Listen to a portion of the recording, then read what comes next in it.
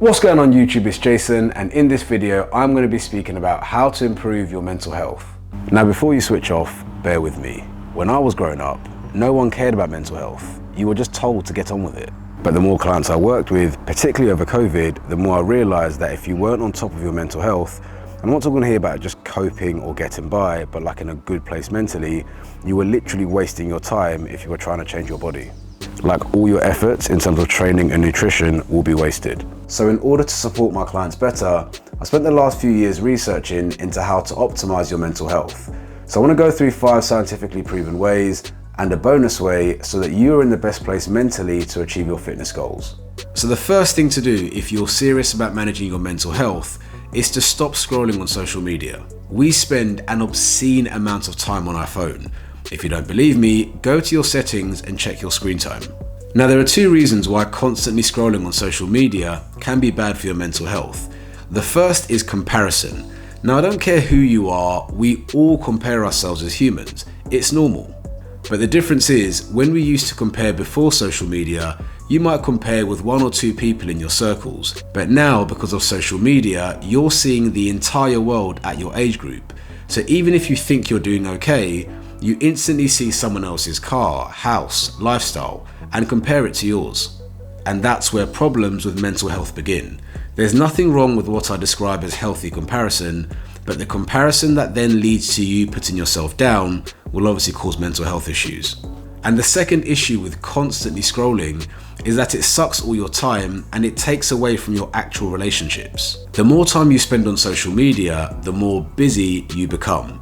The more busy you become, the less time you're spending investing in your actual relationships. And it's connecting with real people, your friends and family, that are going to have a positive impact on your mental health. So I know this point can come across a little bit hypocritical because here you are on YouTube, a social media platform, watching me. But this isn't me saying stop scrolling or cut out social media altogether, because it can be used for good. But just try and manage the amount of time that you do spend on it. Maybe like 30 minutes to an hour a day. That might sound like a lot, but probably nothing compared to most people's screen time. The second thing you can do to improve your mental health is to get more active. Now, whenever I say this, people wrongly assume I mean formal exercise. Now, of course that helps, but just get more active than you are now. Now, under this, I wanted to address 2 important points. The first is that how you look and feel after exercise are both important. Now, this topic seems to polarize people. You got people that say that they exercise just because of how it makes them feel, and it doesn't matter how they look. And then you've got the people that are chasing aesthetics and abs at all costs, who are suffering with their mental health. But as with most things, the truth lies somewhere in between. The people that say exercise is just about how it makes them feel, I don't really buy that, because if you go to the shops and try on a dress or a pair of jeans and it doesn't get past your knees, you're not going to like how you feel. The way we look undoubtedly has an impact on how we feel. The people that say they exercise just because of how it makes them feel have probably never looked the way they want to look. But that's not to say that on the other side, you just chase a physique at all costs, because you'll likely develop an eating disorder or disordered eating. So to improve your mental health, it's not an either or, it's both. And the second element of this is to get outdoors. If you work remotely and or you work a desk job, you can't just be going from your home to the office and back to the gym. It's all indoors. The key is to get outside, get some oxygen and get some vitamin D.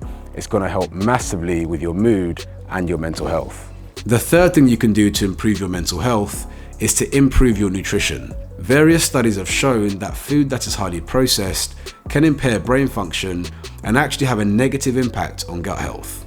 Also, studies have shown that people that have a nutrient deficiency, particularly vitamin B, D and omega-3s, are more likely to experience anxiety and depression. So to combat this, increase your intake of fruit and veg, and maybe even consider supplementing with a multivitamin. Point number 4 to improve your mental health. Now this might be a bit controversial, but don't shoot the messenger, I'm just going by the science, but limit your dependency on alcohol and drugs. Now initially, you might think, Jason, what are you talking about? I feel better when I take alcohol and drugs. But when you look into the science, alcohol in particular provides a temporary feel good, but after that point, there's a crash. If you think about yourself as baseline before you take alcohol, when you drink alcohol, you go up here and everything feels good and your problems get forgotten. But once you come off that high, you come back down to reality, and because of the comparison between the two, you're lower than when you started. And it's that low point that can negatively impact your mental health. So you don't need to cut out alcohol per se, but definitely limit your dependency on it. One easy way to do that is by limiting the amount of alcohol you consume at home. In my experience as a trainer, whenever I approach this topic, I always get back that alcohol is supposed to be social. But the amount of times I see people drink at home on their own with no occasion is startling. If you're sitting at home watching Coronation Street, drinking a glass of wine with every episode is not social. So save yourself the calories and the dip in mood and wait till you go out. I know I didn't mention it, but under this heading, I would also include cigarettes. So if you're able to limit your dependencies, you're actually able to face your problems head on. The fifth way to look after your mental health is to practice me time. Now you go on social media and self-care is made out to be really indulgent, as though it's an added extra. But in reality, it's not. Taking a break, taking time out for yourself to look after yourself is absolutely central to maintaining good mental health. Contrary to popular belief, this doesn't always mean spending money, although it can. This simply means taking 5 to 10 minutes per day for yourself. For yourself, i.e. with nobody else, no friends, no partners, and no phone. Science shows this time for ourselves can help reduce stress and anxiety. And the final thing is to practice gratitude. Now, when I used to work in the city, I remember attending a conference with work, and it was this American guy who got up and was giving tips on improving mental health. And he said that every single morning you should wake up and write down 3 things that you're grateful for. And I sat there and thought, who is this airy fairy American guy coming out with all this feel good and self-help advice? But as time has gone on, I've grown older and a little bit wiser, and I would actually agree with this. As humans, we tend to focus on the negatives rather than the positives. And if you're always thinking about negative things, what do you think is going to happen to your mood and mental health? You're going to start looking at everything as half empty rather than half full, and eventually you're going to sink. Speak to most people about their jobs. Ask them, how's work? And they'll say something like, ugh, don't. Rather than, actually, in these times, I'm grateful to have a job.